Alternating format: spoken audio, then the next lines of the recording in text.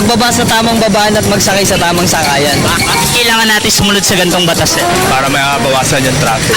Para po maiwasan natin disgrasya. Para maayos ang daloy ng traffic, hindi yung kahit saan na lang sakay.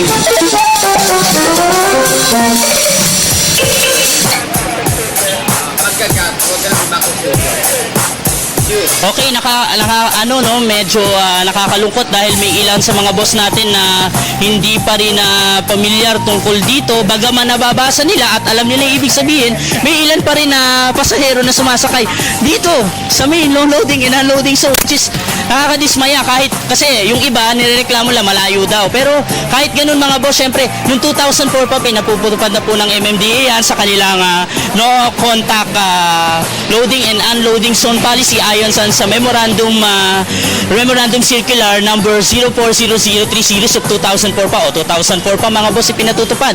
Kaya sumunod tayo bago na yung presidente natin at medyo ipinatutupad mas mahigpit yung pagdisiplina sa mga tao.